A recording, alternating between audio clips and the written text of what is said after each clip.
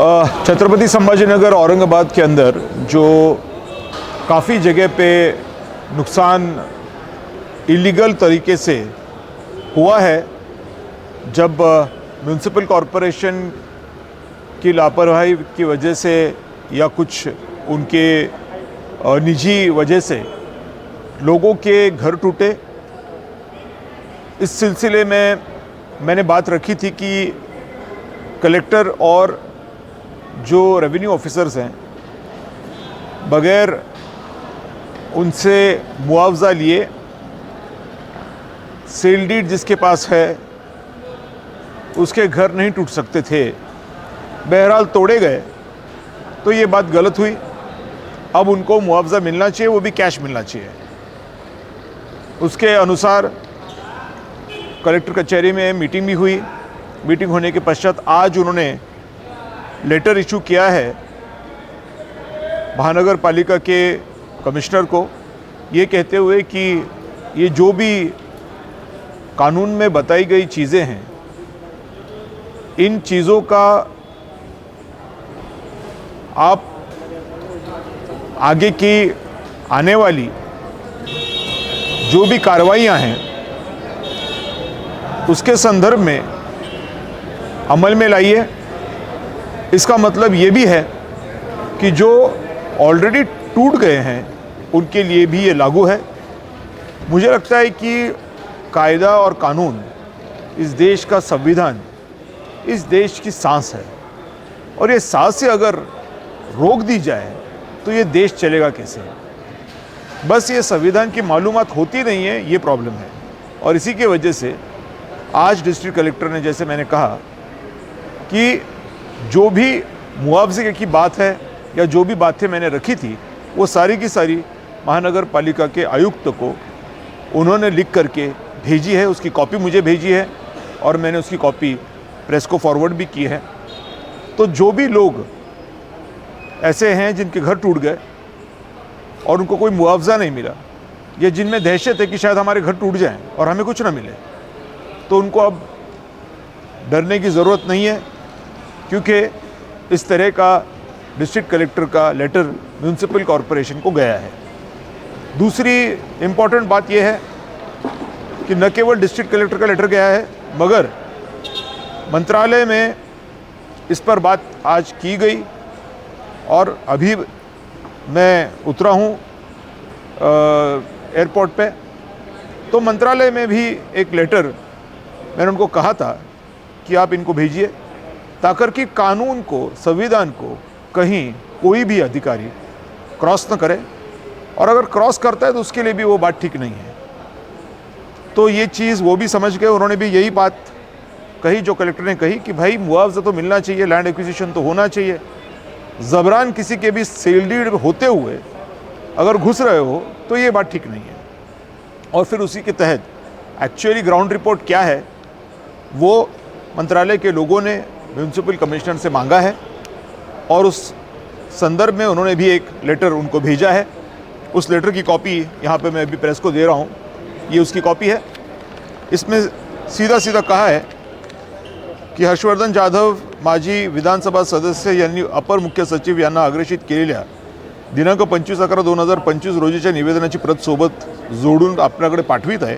प्रस्तुत निवेदनाच्या अनुषंगाने प्रकरणी वस्तुस्थिती पडताळून आपला अहवाल स्वयंस्पष्ट अभिप्रायांसह शासनास उलट टपाली तात्काळ सादर करावा। यानी इनसे रिपोर्ट मंगाई है, अहवाल मंगाया है कि हर्षवर्धन जाधव ने जो निवेदन किया है कि मुआवजा मिलना चाहिए, इसकी ग्राउंड रिपोर्ट क्या है। और ये जो मैंने इनको निवेदन दिया है ये इसके साथ जोड़ करके उन्होंने इस म्यूनिसिपल कॉरपोरेशन को लिखा है। बाकायदा ईमेल के तौर पे ये जा चुका है। उन्होंने उसकी एक कॉपी, क्योंकि मैं उसका अर्जदार था, मुझे उन्होंने दी है, जो मैं प्रेस को अभी दे रहा हूँ। दादा, क्या माना जाए कि अब म्यूनिसिपल कॉरपोरेशन के बुलडोजर पर रोक लगेगी? मुझे लगता है कि बिना लैंड एक्विजिशन किए, यानी ज़मीन को बिना खरीदे, जो प्राइवेट ज़मीन है वो बुलडोज़र नहीं कभी चला पाएंगे। और बुलडोज़र चलाना कोई शौक नहीं है, वो एक शौक है। और ऐसा शौक किसी को देना जिसकी प्राइवेट प्रॉपर्टी है, वो कोई अच्छी बात है ऐसा नहीं है। तो मैं समझता हूँ कि जिलाधिकारी का लेटर और मंत्रालय का लेटर, ये दोनों भी लेटर इनके लिए काफ़ी है ये समझने के लिए कि प्राइवेट प्रॉपर्टी में अगर हम कुछ करने जाएंगे तो इसके हमारे ऊपर संविधान को न पालने की हिसाब से बुरा असर हो सकता है। दादा, क्या आप महानगर पालिका आयुक्त से मुलाकात करेंगे इस बात में? नहीं, मुझे लगता है कि अब उनकी लेवल पे काम शुरू हो चुका है। जैसे मंत्रालय का लेटर मैं आपको दिखा चुका हूँ कि उनके लेवल से उनका जो भी उनका रिपोर्ट आना है वो आएगा। साथ में डिस्ट्रिक्ट कलेक्टर ने भी उनको लिख करके भेजा हुआ है कि जो भी कानून है उसको पालना पड़ेगा, जो भी करना है वो कानून के हद में रह के करना पड़ेगा।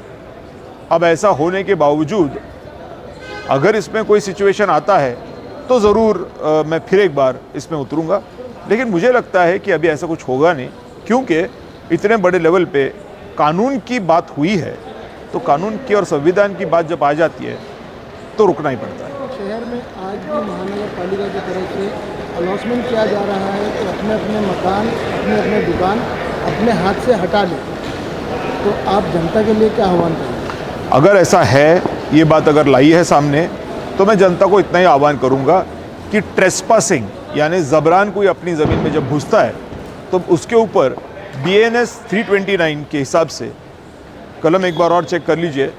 आपको पहले पुलिस स्टेशन जाना है, आपको वहाँ अर्ज़ देना है और बोलना है कि मेरी प्राइवेट प्रॉपर्टी है, उसको लैंड एक्विजिशन यानी एक्वायर करना पड़ेगा, कैश कंपनसेशन देना पड़ेगा। बगैर उसके, बगैर मुझसे बात किए, बगैर व्यवहार किए इस तरह से अनाउंसमेंट हो रहा है, तो अगर हमारा घर टूट गया या हमारे घर में कुछ प्रॉब्लम हो गया तो वो ट्रेसपासिंग हो जाएगी, तो इनको पाबंद किया जाए। यदि पुलिस स्टेशन से कोई रिस्पांस नहीं आता है तब इमीडिएटली JMFC यानी जूनियर मैजिस्ट्रेट फर्स्ट क्लास, इसमें आप जो अपील दाखिल कर सकते हैं, करना चाहिए आपने, और बोलना चाहिए कि साहब मेरे पास सेल डीड है, सब कुछ है, लेकिन कानून का यहाँ पे पालन नहीं हो रहा है।